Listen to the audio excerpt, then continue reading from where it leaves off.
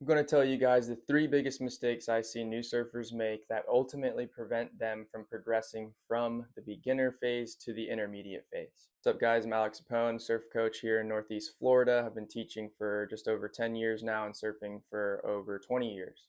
Mistake number one, the biggest mistake I see in my students, new surfers trying to go from beginner to intermediate level, is that they skip the step where they develop a repeatable pop-up process. I will repeat that. A repeatable pop-up process. I have so many students that sort of just muscle their way through the pop-up process, and because they can consistently get to their feet, they mentally move on from perfecting the technique of popping up. And then it bites them in the butt when they get to that level where they want to start doing turns down the line, top turns, bottom turns, a little bit more maneuvers. So we really need to make sure at the early phase that we develop a repeatable pop-up process. At my surf school, we have a framework we call the 6 steps to a perfect pop-up, or the 6 steps to surfing success. Those 6 steps actually have what led us to create this online curriculum and this account, yada yada. But what this 6 steps do is it creates a framework in our students' minds to where when they're out there catching a wave, they just follow those steps. And when something goes wrong, they can typically pinpoint what part of the step they messed up, and go to the beach and practice that step, or even video themselves at home following those 6 steps, watching themselves over and over again, and adjusting the steps that they did wrong. Of course, all of our bodies are different. Some of us are taller, wider, heavier, skinnier, lighter, less flexible, super flexible. So we all have a different way of popping up. And so the idea here is to find a process or a step process that you follow every time you stand up, because the main goal is not thinking when you stand up, standing up in the same exact spot on your board every single time, ultimately the perfect spot that you want to be in, the right position with your feet. You do not want to have to move your feet around once you stand up. And that's typically what happens when you don't formulate a pop-up process that you can repeat going forward, is that you end up standing up with your feet all jumbled up, your stance isn't right, and you have to adjust your stance. And while you're adjusting your stance, the board's moving up and down on the wave and you lose control, and then the wave passes you by.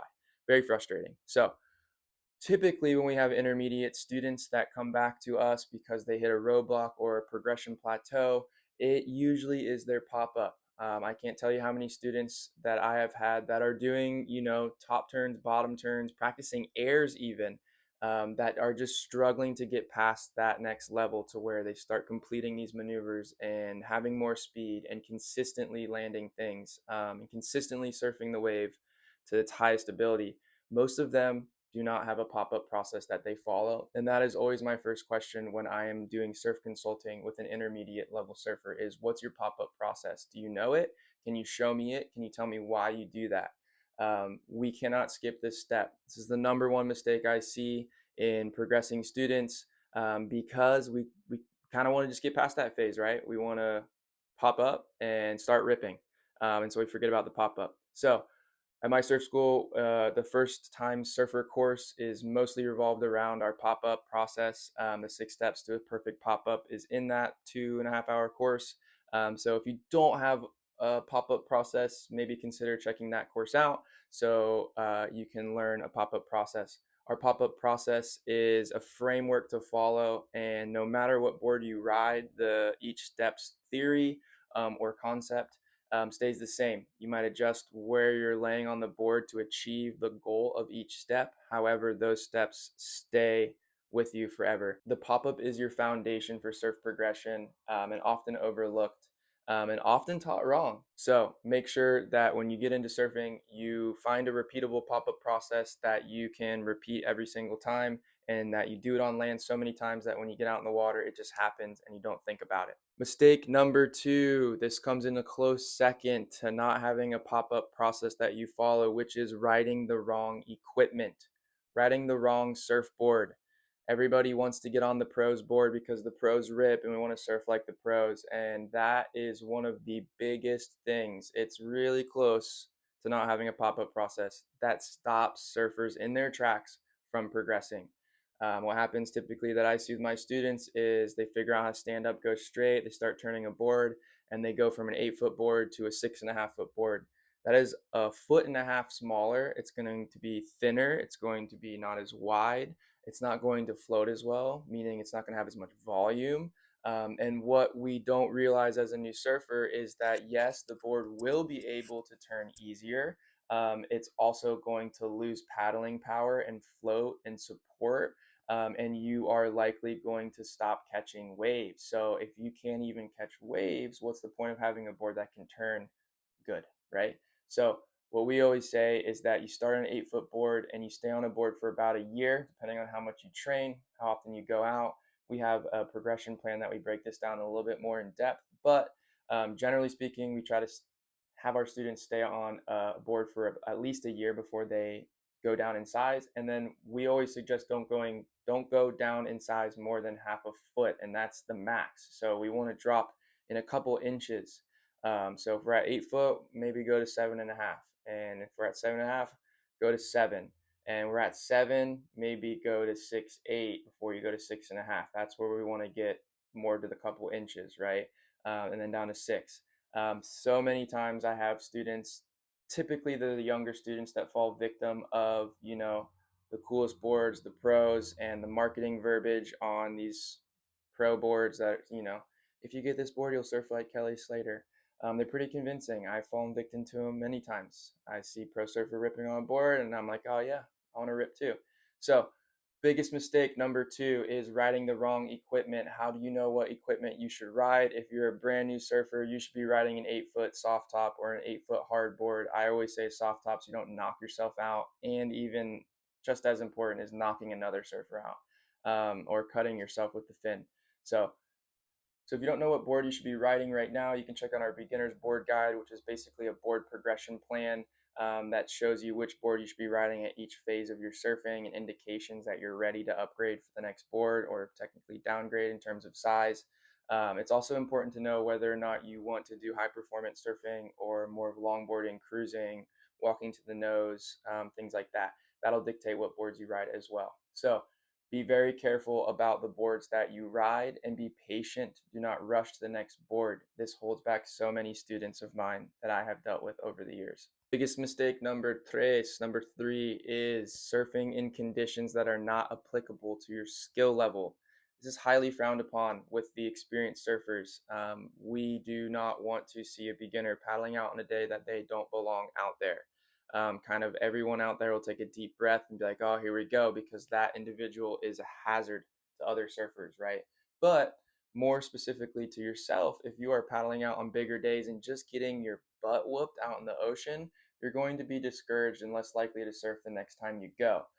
So, how do we know what size waves we should be surfing in? That takes a little bit of time to learn. Of course, we have surf reports, Surfline, things like that you can check the report. But if you're a beginner and you're just going straight, you want to surf waves that are waist high or below. You don't want to go above waist high. We typically don't suggest doing that at least. And if you're an intermediate, waist to chest to head high ish. And then as you get better, you go bigger waves. Something I tell all my students is that if you're paddling out and your heart is racing and you feel full of fear, chances are you're pushing your limits and it's too big. And a good indication that you're ready to go surf a bigger wave is that you are calm, relaxed, and you can think clearly, on a day that is smaller and it feels super comfortable. You're not scared. Your heart's not racing every time a set wave comes in. That's how you know, okay, I'm kind of ready to upgrade to the next size up. Just like the boards, we don't want to jump from waist high to overhead. We want to inch our way up if we can. Of course, that's not always applicable. Waves change, but we want to try to stick on conditions that are applicable to our skill level so we don't get hurt, we don't get discouraged, and we don't hurt other people and don't lose respect from other people. I have seen this happen over the years where new students of mine got super stoked on surfing, paddled on a day that was too big for them, paddled straight out into the lineup because they didn't know where to go, sat right by all these experienced surfers. A set wave came, bailed his board, it hit another surfer, and that surfer was really upset, yelled at him, told him to go in. And then that new surfer, didn't want to surf anymore. He slowly but surely phased out of surfing, which is really unfortunate, right? Because if he had surfed a different day or even further in, knew when to go out or not, he wouldn't have been so discouraged from that experience. So, real quick, We go over most of this in our first time surfer course. So if you are wanting some extra guidance, we like to say know before you go.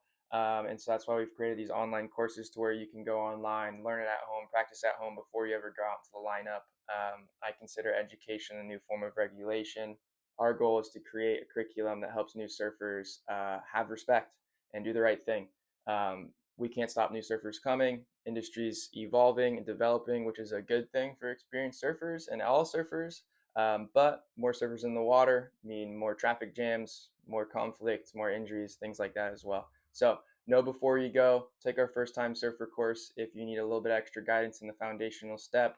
Down the road, we're going to have a developing surfer course and a pre-advanced surfing course. Developing surfer course is all about surfing etiquette, how to paddle out in the lineup and respect others, priority, how to read the waves, how to catch breaking waves on your own. And then the pre-advanced surfing course is about tracking swell and your first intro maneuvers, top turn, bottom turn, cut back, floaters, things like that, and the body mechanics for that. So something to look forward to down the road. Follow for more if you like this video, and we'll be back soon. Yee-hoo.